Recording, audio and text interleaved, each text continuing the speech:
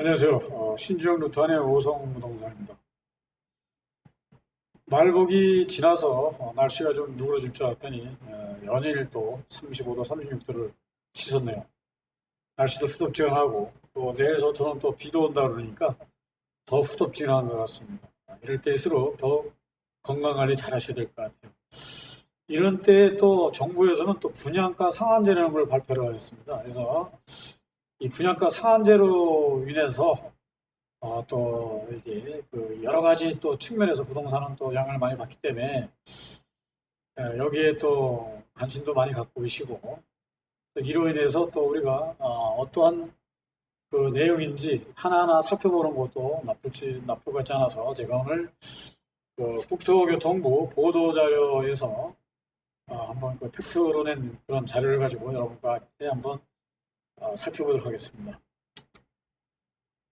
자, 2019년도 8월에 이제 이게 발표된 8월 13일 날 이제 발표된 이제 내용인데요. 그 민간 택지 분양가 상한제 사실 이렇습니다라는 제목을 달았고, 민간 택지 분양가 상한제 제도 개선에 대한 일부 보도 내용 및 자주 문의되는 내용에 대한 팩트를 체크해야 된다라는 부제를 달아서 총 11가지에 대한 이제 언론 보도에 대한 그런 내용에 대해서 하나하나 자료를 내놨습니다. 그래서 어떤 건지 하나하나 살펴보도록 하겠습니다. 1번인데요. 8월 12일 기준 투기월지구로 지정된 전국 31개 지역 전부의 분양가 상한제를 적용한다는 언론 보도에 대해서 다음과 같이 발표했습니다. 이번에 발표한 내용은 시행령 개정 등을 통해 제도적 장치를 보완하기 위한 것으로 투기과열지구로 지정된 모든 지역에 분양가 상한제를 적용을 의미하는 것이 아니며 선택 요건 중 하나 이상을 충족하고 주거정책심의위원회에서 상한제 적용이 필요하다고 결정한 지역이 하나요. 제가 개선 계획이다라고 이렇게 이제 내놨습니다. 그러니까 민간 택지 분양가 상한제 지역 지정 정량 요건 개선안인데요. 필수 요건은 주택 가격입니다. 직전 3개월 주택 가격 상승률이 물가 상승률의 2배를 초과했을 때, 선택 요건으로서는 분양 가격이 직전 12개월 분양 가격 상승률이 물가 상승률의 2배를 초과했을 때, 그 다음에 청약 경쟁률에서는 직전 2개월 모두 5대 1 이상을 초과했을 때, 국민주택 규모는 10대 1 초과를 했을 때 이제 분양가 상한제를 적용했다는 거였고요. 거래는 직전 3개월 주택 거래량이 전년 동기 대비 20% 이상 증가했을 때 분양가를 상한제를 적용을 했는데, 이번에 나온 계산안은 어떻게 바뀌었냐면은 주택 가격 상승률이 물가 상승률보다 현저히 높아서 투기과열지구로 지정된 지역이다 이렇게 얘기했습니다. 그렇다면 서울은 전부 다 들어가죠. 25개구는 전부 다 투기과열지구로 들어가기 때문에, 또 그러고 이제 6개 뭐 세종 뭐 이런 위례등 해서 6개 시도에서 모두 31개의 이제 그 시도가 이제 여기에 적용을 받게 됐습니다. 두 번째, 분양 가격은 직전 12개월 평균 분양 가격 상승률이 물가 상승률의 2배를 초과. 단 분양 실적, 부재 등으로 분양가 상승 통계가 없는 경우에는 주택 건설 지역의 통계를 사용하겠다라고 했는데, 이제 이게 문제겠죠. 분양가 상승률을 이제 정부에서 통제하겠다 이런 내용 아니겠습니까? 선택 요건은 이제 그대로 청약 경쟁률은 5대 1이고 직전 3개월 거래량이 이제 전년 동기 대비 20% 증가한데, 이제 이게 그 분양가 상한제로 하겠다 이런 내용입니다. 구체적인 지역 및 시기는 이번 제도 개선 이후 주거정책심의위원회에서 시장 상황을 종합적으로 고려하여 별도로 결정된 계획이다라고 했습니다. 그럼 뭐 결론적으로 얘기해서 분양가 상한제는 뭐 서울하고 수도권하고 그다음에 이제 뭐 세종 같은 이제 그런 도시 안에서 지정을 하겠다라는 이제 그런 발표 내용입니다. 두 번째, 분양가 상한제로 인해 공급 위축이 우려된다는 언론 보도에 대해서는 이렇게 또 발표를 했죠. 2007년 분양가 상한제는 전국을 대상으로 시행된 반면 현행 제도하에서는 시장 가열이 우려되는 일부 지역에 한정적으로 시행할 예정이다라고 했습니다. 또한 분양가 상한제는 분양 가격의 적정 이윤을 반영하고 가산비를 통해 추가적인 품질 향상에 소요되는 비용도 반영할 수 있도록 사업 이윤 감소에 따른 공급 위축 우려는 이제 없다, 적다라고 이제 좀 나온 내용입니다. 또 서울의 경우 글로벌 금융위기를 극복한 2010년부터는 상한제 시행 전인 2007년 수준이 인허가 물량을 회복한 점을 고려할 때 2008년에서 2009년 인허가 감소는 글로벌 금융위기 영향이 크다. 그러니까 분양가 상한제가 아니라 글로벌 금융위기 영향으로 줄어든 거지 분양가 상한제로 해서 공급이 위축된 건 아니다라고 이야기고, 특히 2008년 정비사업 인허가 물량 감소는 상한제 시행 전 규제 회피를 위한 인허가 증가의 기저효과로 볼 수 있으며, 상한제 시행 후인 2008년 정비사업 인허가 물량은 19,000채는 상한제 시행 전인 2006년 15,000채보다 많다는 점이 이를 입증한다 그랬는데, 이건 이제 통계를 내놨는데요. 사실 그 정부에서 분양가 상한제를 이제 발표를 하게 되면 건설사 입장에서는 사실 뭐 거의 뭐 죽음이죠. 그래서 사실 뭐 용인 같은 데에서는 이제 이 분양가 상한제를 피하기 위해서 밀어내기식 분양도 많이 했습니다. 특히 대형 평수, 그 당시에는 이제 소형보다는 대형 위주였기 때문에 대형을 이렇게 밀어내식 분양을 해서 거의 뭐 D 건설사 같은 경우에는 뭐 거기서 이제 이렇게 문을 닫은 그런 경우도 있었습니다. 그런데 이제 현재 서울 내 추진 중인 381개 정비 사업 중 추진이 본격화된 착공 85개, 관리 처분 인가가 66개, 단지는 151개, 약 7,000세대이며 향후 수도권 30만 호 공급 계획에 따라 서울 내 4만 호가 이제 공급이 되고, 기조성 택지 활용과 도시 규제 개선을 통한 공급 확대도 이제 할 예정으로 있어서 그 예정인데, 거기에는 이제 용적률을 상향시켜주고 서울시 같은 경우에는 역세권을 범위를 확대해서 이제 이게 그 공급이 늘리게 되면은 위축될 우려는 전혀 없다. 그래서 부담 가능한 수준으로 분양 가격이 책정된 주택이 안정적으로 공급되어 실수요자 내진받은 부담이 완화된다. 있는데, 사실 뭐 그동안 대책이 부동산 종합선물세트라는 8.2 대책, 또 9.13 대책으로 인해서 사실 뭐 30 몇 개월 동안 그동안에 이제 이 가격이 이제 뭐 안정이 됐다. 이렇게 이제 8.2 대책은 한 3개월 정도 걸렸죠. 3개월 정도 있다가 다시 가격이 상승하였고, 9.13 대책은 이제 이 실소유자 위주의 어떤 이제 그런 판을 짰기 때문에 무주택자도 이제 뭐 이 부부 연봉이 7천만 원 이상이냐, 그다음에 이하냐에 따라서 이제 뭐 대출이 50%가 되느냐, 40%가 되느냐 이렇게 해줬고, 그다음에 1가구 1주택자는 기존 주택을 입주하고 2년 내 처분한 조건으로 40%를 해주고, 그 다음에 2주택자에서는 다주택자라 그래서 아예 집을 사지 마라. 그래서 대출이 안 됐기 때문에 사실 뭐 이 9.13 대책 이후부터 금년도 4월까지는 사실 거래가 뭐 거의 없을 정도로 미미했었죠. 뭐 600세대, 800세대 이상 되는 그런 단지에서도 전체 평형대에 불문하고 거래가 한 건도 없을 정도의 어떤 그런 사실 이 거래가 없다 보니까 사실 이제 상당히 어려움이 없었는데, 지금 정부에서 분양가 상한제라는 카드를 만지작거린 이후부터 신축 아파트 위주로 많이 올랐습니다. 그래서 신정부터 아이파크 2부 같은 데도 5월 달에보다는 6월 달이 많았고, 6월 달보다는 7월 달이 거래가 좀 많았는데, 지금은 뭐 물량이 이제 가격 상승을 해서 이제 뭐 물건을 회수한다던가, 그다음에 또 가격도 또 많이 올랐기 때문에 지금 뭐 거래는 많이 이런 거 가격은 호가는 올랐지만 거래 건수는 지금 많이 줄어든 걸로 보고 있습니다.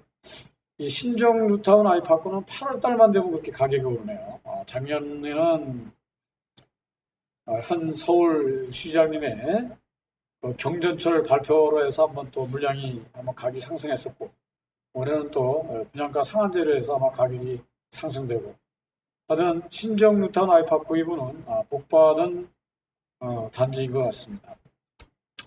세 번째입니다. 기존 주택 수요가 집중되어 집값 상승이 우려된다는 원론 모델에 대해서 이제 다음과 같이 얘기한다. 8.2 대책, 9.13 대책으로 대출, 세제, 청약 규제가 갖춰져 풍선 효과가 크지 않다는 얘기죠. 대출이 이제 아까 조금 전에 말씀드린 대로 이제 실수요자 50%, 40%, 일가구 1주택자, 그다음에 이제 이 40%, 다주택자는 아예 대출 자체가 불가로 돼 있고요. 세제 같은 경우에도 보면 이제 좀 강화가 됐죠. 신정 뉴타운 아이파크 일반 분양권이 이제 전매 제한이 18개월에서 2018년도 12월 27일부터 전부가 이제 해제가 됐는데 9.13 조치 때에 이제 이런 그 대출 규제라든가 그다음에 또 8.2 대책으로 인해서 분양권은 이제 양도세가 50%로 이제 이게 돼 있어가지고 사실 지금 파시는 분들도 양도세 50% 내기가 사실 쉽지는 않죠.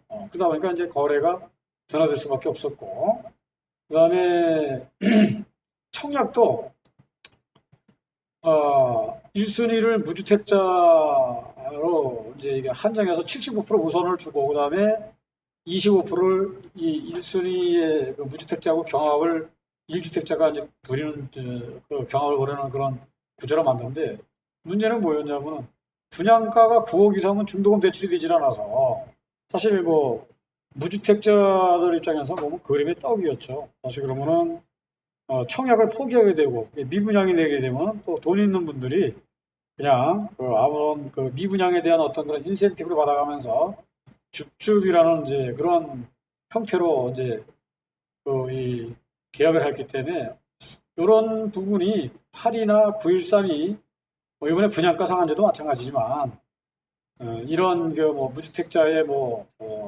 주택 부담 완화라는 것은 좀 또 우리가 또 지켜놓고 봐야 될 것 같습니다. 그다음에 최근 신축의 상승세는 상한제에 따른 수요 쏠림보다는 이미 상승한 주요 재건축 단지와 벌어진 가격의 차이를 줄이고자 하는 시세 조정의 성격이 강하다 얘기를 했는데, 물론 이제 강남에 있는 재건축부터 가격이 오르다 보니까 당연히 또 따라 올라가게 되고, 또 올라가게 되면 또 그 매매가 또 이루어짐으로써 또 이제 그동안 또 막혀있던 또 이 매매도 또 이렇게 돌아갈 수 있는 그런 게 있는데, 지금 이제 이게 지금 그 조정의 성격보다는 이제 규제에 의한 어떤 형태로 좀 가고 있는 걸로 보고요. 향후 신축 단지로 일부 수요가 이전될 수는 있으나 신축은 주택을 샀을 때 기대할 수 있는 시세 차익이 재건축보다 크지 않아 가격 상승은 제한적으로 전망한다 얘기했는데, 이 재건축의 이제 이런 그러니까 분양가 상한제에서는 신축보다는 어떻게 보면 강남은 재건축을 이제 이렇게 가격을 상승을 막아놓으면 이 전체적으로 가격이 떨어질 거로 지금 이제 예상을 하고 이렇게 된 것 같습니다. 아울러 부담 가능한 수준의 가격으로 주택 공급이 지속된다면 기존 주택 수요도 분산될 것으로 기대한다. 정부는 기존 주택의 상승 움직임 등 최근 시장 상황을 면밀히 모니터링 중으로 시장 과열 우려가 있는 경우 즉각 시장 안정 조치를 취하겠다. 여기에 또 분양가 상한제에서도 가격이 상승이 된다면 또 시장 안정 조치를 취하겠다라고 이제 얘기를 하는데, 그럼 뭐 할 수 있는 게 또 뭐 있겠죠. 또 단속을 나간다던가 그런 부분도 아마 있지 않을까 보여집니다. 그다음에 그 강남 4구 연령별 주택 가격 상승률을 이제 프로테이즈로 해놨는데요. 이것은 그대로 넘어가겠습니다. 네 번째입니다. 청약 대기 수요가 증가하여 전세 가격이 상승할 우려가 있다는 이제 언론 보도에 대해서는 분양가 상한제에 따른 청약 대기 수요는 전세 가격 상승 요인으로 작용할 수는 있으나 금년 하반기 서울 지역 입주 물량은 약 2만 4천 호로 풍부하며 상대적으로 높은 임대 등록 비율 등을 고려할 때 전세 가격 급등 가능성은 제한적이다. 최근 5년 평균 서울 입주 물량은 19,000세대에 19,000세대다 이렇게 이제 비추렸고요. 전세 시장의 안정적 관리를 위한 서울 및 교통이 필요한 인근 지역에 양질의 임대주택을 지속적으로 이제 공급한다. 도시 규제 정비 및 공공택지 공급 등 공급 기반 시설을 충분히 강화했다는 얘기인데요. 사실 그렇죠. 이 분양가 상한제로 인해서 이 일반 분양가격이 주변 시세의 한 70이나 80% 선에 이게 분양이 된다 그러면은 사실 우리가 표현한 게 로또 청약 아니겠습니까? 그러면 이제 사실 무주택에 대한 어떤 그런 자격을 계속 지속적으로 유지하면서 분양을 노력을 얼마나 했죠. 다음은 당첨되면 로또인데. 그러면 이제 전세 가격이 이제 이 전세가 쉽게 얘기해서 이제 이 상승할 요인도 있고, 그 다음에 또 임대사업자 내신 분들이 이제 수익을 목적으로 하는 것 같아요. 자기가 가진 임대사업을 전세로 놓으시는 분들은 아마 거의 없을 거예요. 처음에 구입할 당시에는 갭 차이를 주기 위해서 전세로 이걸 놓고 사지만 이게 또 순환이 되다 보면 또 월세로 전환하다 보면 전세 물량도 조금씩은 빠질 거로 보여집니다. 그래서 그것을 우려하는 언론 보도에 대한 답변이 이제 이렇게 제한적으로 되지 않겠느냐. 그래서 임대주택이라든가 이걸 지속 공급하면은 거기에서도 또 이제 나오고 그러면 이런 가격 상승은 우려가 될 수 있다는 우려에 그치지 않는 그런 내용인 것 같습니다. 다섯 번째입니다. 관리 처분 인가를 받은 재건축 단지까지 개정 요건을 적용하는 것은 과도한 조치라는 언론 보도에 대한 답변입니다. 법리를 검토했다. 법리를 검토한 결과 관리 처분 인가를 받은 경우에도 분양 승인을 받기 전이라면 이게 참 그렇죠. 분양 승인을 받기 전이라면 분양에 대한 사실관계가 확정된 것이 아니며 관리처분 인가에 포함된 예상 분양 가격 및 사업 가치는 법률상 보호되는 확정된 재산권이 아닌 기대이익이라고 했습니다. 기대이익. 기대이익에 불과하고 국민의 주거 안정이라는 공익이 조합원의 기대이익보다는 크다고 볼 수 있다고 이렇게 답변했는데요. 어느 분이 그런 얘기를 하시더라고요. 이게 조합원이 받아가야 될 이익을 엄밀히 따르면 이제 이 분양자가 받아가는 결국은 그게 그대로 순환되는 거 아니냐라는 이제 그런 얘기가 나오는 거죠. 그래서 이런 소급해서 하겠다. 소급해서 원래는 관리처분 인가를 받았으면은 이거는 이제 제외가 돼야 되는데 관리처분을 받은 경우에도 이거를 이렇게 기대이익이라는 이제 전제하에 이거를 분양 승인을 이제 받기 전이라면 분양 승인을 받기까지는 적용하겠다 이런 얘기입니다. 이게 이제 여기 신정 루타운 같은 경우에도 보면은 이제 이 관리처분 인가가 떨어지면은 이제 조합원들에게 이제 이주비를 지급하고 그다음에 조합원 이제 이 분양 동호수를 이제 이 추첨을 하죠. 그래서 조합원 동호수 추첨이 끝난 다음에 그다음에 이제 일반 분양에 들어가는데 이게 법이 바뀌었습니다. 법이 바뀐 게 뭐냐면은 기존에는 조합원들이 전부 다 이주를 하고 이주비가 지급되고 그다음에 현재 이게 재개발 사업이든 100% 이게 이 동의는 없지 않습니까? 그러면 이제 재정비 촉진지로 지정이 되면 75% 동의가 되면은 이제 이 조합 설립이 되는데 조합 설립까지는 이제 강제 조합원이죠. 조합 설립에 동의를 하든 안 하든 그것은 이제 사실 조합을 인정하다가 분양 신청을 하면 조합원, 분양 신청을 안 하면 그때부터 현금 청산자로 분류가 되거든요. 그 현금 청산자들이 현관 조합하고의 어떤 그런 단계에서 사실 이주에는 이렇게 협조를 안 합니다. 어떤 자기네들이 어떤 그런 요구 조건이 충족되기 전까지는. 그러다 보면은 사실 이렇게 이 철거까지가 이렇게 많지는 않았는데 기존에는 조합원 나가고 그다음에 이 현금 청산자들이 거기에 거주하고 있더라도 그 청산금을 법원에 100% 공탁을 해버리면 분양 승인을 받을 수가 있었습니다. 근데 그렇게 되니까 이제 어떤 문제점이 노출되느냐. 현금 청산자들하고의 어떤 그런 문제가 이게 쉽게 해결이 안 되면은 이게 1년이 될 수도 있고 2년이 될 수가 있어요. 그러면 이제 그 주택도시보증공사에서 분양 승인을 받아서 이제 일반 분양이 되고 거기다 따라서 계약금을 집어넣고 그런데 공사 착공이 안 된다 그러면은 이게 늦어지잖아요. 1년이 될 수도 2년이 될 수도 있다 보니까 그래서 이게 그 관리처분을 받았다고 하더라도 분양을 받기까지는 한 뭐 1년에서 2년 정도가 소요되는데 지금 이제 이 분양가 상한제가 이제 올 10월부터 적용이 되면은 관리 처분을 받았다고 하더라도 분양 승인이 안 났다 그러면 이거를 이제 이 소급해서 분양가 상한제를 적용하겠다 이런 내용입니다. 이게 이렇게 된다 그러면 아마 현재 강남에 있는 재건축이라든가 그다음에 또 뭐 강북에 있는 뉴타운 지역에 있는 또 이 관리 처분을 받아놓은 사업장에서는 아마 상당히 타격이 클 겁니다. 그거를 정부에서 재산권 이제 이 조합 쪽에서는 이제 재산권을 이제 내세울 수 있고 이 정부 측에서는 기대이익에 불과하다고 하면서 공익이 조합원기보다 크다고 이게 볼 수 있다는 게 이게 아마 서로 충돌이 될 것 같습니다. 자, 여섯 번째는 이제 분양가 상한제 시행 시 정비 사업이 중단될 우려. 바로 이제 이런 얘기가 되겠죠. 현재 추진 중인 381개 사업 중 본격화된 착공 85개, 관리 처분 인가단지 66개가 151개, 그러니까 13만 7천 세대에 달하는 상황으로 분양가 심사 과정에서 다소 지연이 있을 수 있으나 다소 지연이 어렵네요. 사업 자체의 취소, 물량 축소는 우려는 낮다 이렇게 이제 보고 있습니다. 이거는 사실 이제 뭐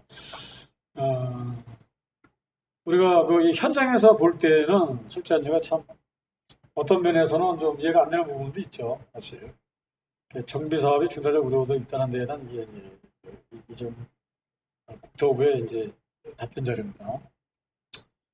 자, 일곱 번째다. 분양가 상한제로 인해 주택의 품질이 저하될 우려가 있지 않느냐는 보도에 대해서는 그러니까 분양가 상한제라면 쉽게 얘기해서 분양가가 단가가 떨어지고 단가가 떨어지면 그 단가에 맞추기 위해서 시공사에서는 뭐 예를 들어서 A급을 쓰자 품질이 A급을 쓰지 않으면 그만큼 이제 아파트 품질이 떨어지지 않느냐라는 이제 그런 우려에 대한 이제 이게 그 팩트입니다. 현 분양가 상한제는 분양가를 택지비 플러스 건축비 이하의 가격으로 설정토록 하는 제도로 택지비는 공급가격 또는 감정평가에 플러스 가산비, 그러니까 추가 비용이라는 얘기고 여기서 택지비가 이게 문제가 될 수가 있습니다. 이 택지비라는 게 이제 땅값이지 않습니까? 근데 땅값인데 이게 우리 그 여기 신정 루탄 같은 경우도 보면은 공시지가를 적용을 했거든요. 공시지가. 공시지가는 시세보다 한 반값 정도 비니까 벌써 거기에서 가격이 떨어진다 볼 수 있는 거죠. 감정평가격이라면 평가사들의 고유 권한이니까 본인들이 이제 그런 걸 하는 거고. 그러니까 건축비 같은 것도 마찬가지죠. 기본형 건축비가 있고 지하철인데 그걸 다 해서 가산비까지 정해 주니까 품질이 되어야 될 우려는 없다라는 이제 그런 이제 답변입니다. 주택 건설에 소요되는 비용을 고려하므로 과거 77년도에서 88년까지 획일적인 분양가 규제와는 전혀 다른 제도다. 이렇게 이제 답변을 했습니다. 분양가 상한제는 건축비 최신 기술 및 자재를 적용한 적정 품질의 아파트를 공급할 수 있는 수준으로 책정하고 가산비를 통해 추가적인 품질 향상 소요 비용도 인정하겠다. 그러니까 가산비라는 게 추가적으로 발생하는 비용까지 인정해 주겠다는 얘기입니다. 그러니까 이제 주요 가산비를 이제 주택 성능 등급, 소비자 만족도 우수업체 가산비라든가 친환경 주택 건설 비용 등 이런 거로 해서 이제 해주니까 품질이 저하될 우려는 없다라고 이제 얘기를 하는데 사실 뭐 이 시공사들이 그 건설을 할 적에는 이렇게 뭐 획일적으로다가 이렇게 공장에서 연필 찍어내듯이 찍어내는 게 아니고 땅값 상승, 또 공사 기간 중에 어떤 뭐 물가 상승, 그다음에 또 뭐 재해 등 여러 가지 또 생각지 못한 예상치 못한 뭐 그런 게 발생할 수 있는 부분인데 이거를 분양가를 정부에서 지정해 주는 대로 하겠느냐라는 게 이제 문제가 될 수 있을 것 같습니다. 이미 공공택지에서는 분양가 상한제를 의무 시행 중으로 세종, 미래 등 주요 공공택지에서 소비자가 선호하는 우수한 품질의 주택 공급이 기대되는 결과 청약 수요가 집중되고 있다. 청약 경쟁률이 세종에서 보면 뭐 최고 뭐 65.3대 1도 나왔다. 2019년도 7월 달에. 근데 송파에서는 뭐 70대 1도 나왔다. 그래서 품질이 져야 될 우려는 절대 없다는 얘기인데 이번에 분양가 시행 전이라고 보면 되고 또 공공택지라는 또 이게 또 이게 상한선이 있는 거죠. 이거. 과거 상한제가 적용된 대치, 노년, 서초 등 주요 민간 택지에도 가격 대비 성능이 좋은 아파트가 공급이 됐다라고 이제 이렇게 여기에 대한 자료를 냈습니다. 여덟 번째입니다. 전매 제한 및 거주 의무 기간 확대로 매물 잠금 유발이 있다. 이게 이제 언론 보도가 나왔는데 매물 잠금이라는 것은 매물이 이제 없다는 얘기죠. 매물이 안 나오니까 가격이 올라간다는 얘기인데 이제 정부에서는 분양 후 입주 시까지 기간을 제외할 경우 실질적인 전매 제한 기간은 입주 7년으로 서울 평균 주택 보유 거주 기간이 약 10년 내임을 고려할 때 적정한 수준이다 이렇게 했는데 그리고 이제 전매 제한, 그러니까 뭐 로또 복권에 당첨된 당첨자가 여기에 대해서 10년 후에 이제 전매를 해야 된다는 얘기인데 그러니까 공사 기간 3년을 빼면은 실질적으로 입주하는 기간은 7년이다 이런 얘기가 되겠죠. 그래서 이게 적정한 수준을 본다. 그렇기 때문에 이게 10년에 한 번씩 이게 그 매물이 나오기 때문에 매물 잠금 유발은 없을 거로 보고 또 분양가 상한제는 시장 상황을 고려하여 과열이 우려되는 일부 지역이 하나요. 선별적으로 지정할 계획으로 전매 제한 및 거주 의무 기간 확대에 의한 매물 잠긴 가능성이 낮다라고 얘기했는데 지금 파리 대책 이전에 이제 주택을 구입하신 분들은 이제 기존에 따라서 이제 뭐 3년 보유만 해도 비과세를 받았는데 파리 대책 이후에 계약하신 분들은 2년 실입주를 하셔야 이제 비과세를 받는 이제 이렇게 법이 이제 바뀌었습니다. 그래서 이제 여기에 이제 가끔 이제 전화가 오시는 분들이 계시는데 내가 2015년도에 이거 구입을 했는데 이걸 내가 입주를 해야 되느냐 또 이거를 뭐 내가 또 실거주를 해야 되느냐 이렇게 이제 물어보시는 분들이 계시는데 파리 대책 전에 구입을 하셨다 하더라도 여기가 최초 관리 처분인가가 2011년 11월 15일이라 그때부터 입주권으로 바뀌게 됩니다. 그래서 주택을 구입하신 게 아니기 때문에 2년 보유를 하셔야 되고요. 그 다음에 이 파리 대책 이후에 사신 분들은 2년 실거주를 하셔야 됩니다. 그거는 2020년 3월 29일부터 입주가 시작이 됩니다. 여기가. 그러면 3월 달이든 4월 달이든 입주하셔서 입주한 날로부터 2년 보유가 되시고 입주한 날로부터 2년 거주를 하셔야 비과세를 받았다 이렇게 보시면 되겠습니다. 그런데 여기에 보면은 상한제 적용 주택을 불가피한으로 전매 제한 기간 내 매각할 경우에는 우선 LH에 우선 매입권을 부여하고 있다 이렇게 얘기했거든요. 불법 전매한 경우 3년 이하 징역. 세죠. 3년 이하 징역이고 중형이나 마찬가지인데 이익의 3배에 해당하는 금액 벌금. 뭐 이하 징역이나 뭐 이하 벌금이니까 이게 뭐 그래도 집을 팔았다고 그래가지고 징역을 살고 그다음에 집을 팔았다고 해서 이익금의 3배에 해당하는 금액. 1억이 남았으면 3억인가요? 굉장히 좀 이제 세게 나온 것 같습니다. 매입 금액은 입주금의 1년 만기 은행 정기예금 평균 이자를 2019년도 5월 기준했을 때 연 1.97%를 적용해 주겠다.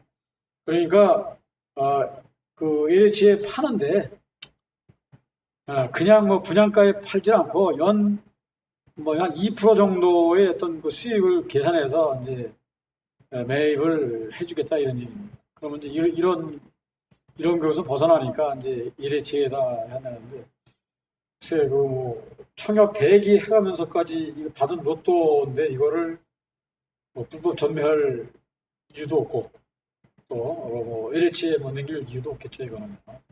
아니 불법 전매하지 말라 이런 얘기인 것 같습니다.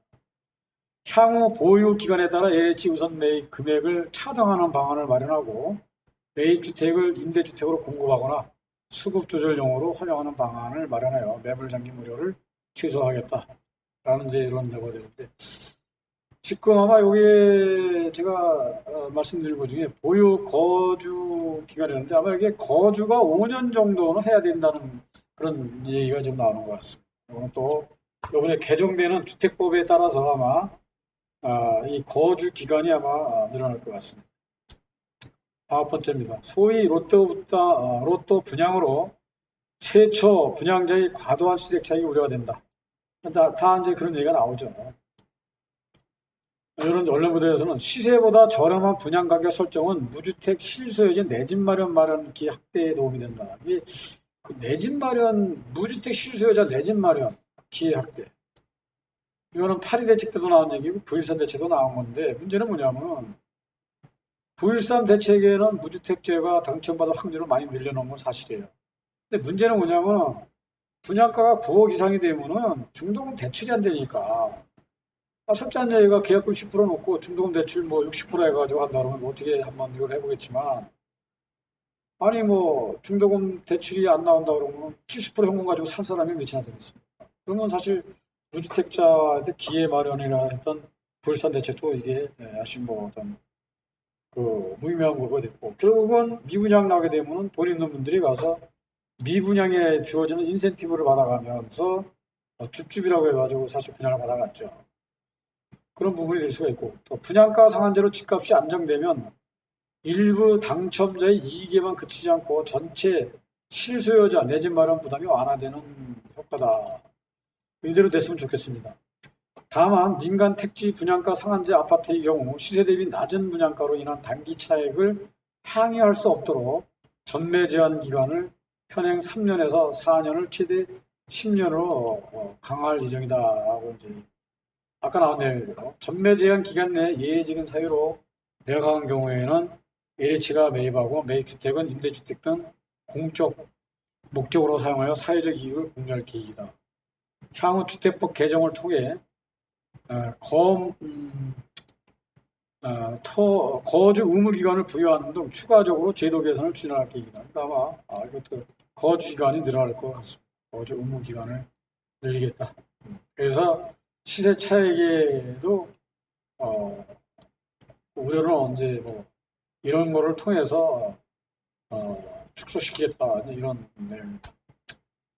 분양가 상한제로 인해 현금 부자만 유리하다는 이제 이 언론에 대해서는 최근 1년 18년 7월 1일부터 19년 6월 30일간 서울 청약 당첨자의 특성을 이렇게 분석한 결과 무주택자는 평균 10에서 12년, 부양 가족은 2, 3명, 청약 저축 가입 기간이 평균 10에서 12년 등 특성을 고려할 때 실수요자 중심으로 당첨자가 되었다. 특히 당첨자의 약 70%가 무주택 기간이 10년 이상인 것으로 나타나 사회초년생 등 부모의 도움으로 분양받는 경우는 많지 않다. 그렇죠. 사실 뭐 점수가 이제 이 청약 점수가 만점이 84점인데 이 신혼부부들 결혼해서 아이가 이렇게 두세 명이 되고 무주택 기간이 되고 그 다음에 또 이게 한다면 점수가 이게 안 나옵니다. 점수가 강남 같은 데는 평균 한 64점 이상 평균이 돼야 되는데 점수가 안 나와서 할 수도 없고 그러면 그런 점에 비해서 그렇게 된 것이 이제 그리고 이런 언론에 이제 부자만 유리한 게 아니냐, 축주가 또 다시 나오는 거 아니냐 이런 것도 이제 우리가 생각해 볼 수 있는 거겠죠. 근데 그거는 상한제 시행으로 부담 가능한 수준의 분양가가 책정될 경우 실수요자의 내집 마련이 보다 쉬울 것으로 봅니다. 시세 20% 30% 간다 그러면 사실 로또죠. 그거 된다면 사실 10년인데 10년 동안 그 가격을 우리가 벌 수 있겠습니까? 부동산이니까 사실 우리가 이제 그런 수익을 낼 수가 있는 건데 그거를 이 무주택자가 이게 받아가야 되는데 결국은 부자만 받아갔기 때문에 여태까지는 아마 이런 보도가 나왔던 것 같습니다. 그래서 진짜 아닌가라 우리 실수요자들이 이걸 받을 수 있는 어떤 그런 계기가 됐으면 좋겠네요. 11번째입니다. 분양가 상한제 실제 적용하려면 부처 간 협의가 필요하다. 그건 이제 이게 왜 그러냐면은 이제 이번에 아직까지는 당정 하고 그다음에 이제 이 국토부하고의 어떤 그런 관계, 여권 내부에서도 반대하는 목소리가 나오기 때문에 이런 게 한일 때 이제 여기에 대해서 민간 택지 분양가 상한제 제도 개선 방안은 관계 부처 간 여러 차례 협의를 거쳐 최종안을 마련하였고 구체적인 상한 지적 및 시기된 결정은 관계 부처와 긴밀한 협조하에 시행령 개정 이후 주거정책심의원에서 시장 상황을 종합적으로 고려하여 별도로 이루어지겠다라고 해서 거기에 대한 이제 팩트로 나온 겁니다. 자, 이렇게 오늘 약 한 국토부의 보도 자료를 통해서 나온 분양가 상한제에 대한 어떤 이 시민들이 궁금해하는 부분, 또 언론 보도에 대해서 또 이건 이렇다라는 또 답변 이런 것이 이제 이게 여러 개가 나왔습니다. 그래서 지금 제가 여러분과 같이 한번 살펴봤는데요. 국토부의 이런 거로 인해서 모든 게 이대로 처리됐으면 참 좋을 것 같습니다. 자, 분양가 상한제 팩트 순정토 5성 부동산에서 여러분과 같이 한번 알아봤습니다. 감사합니다.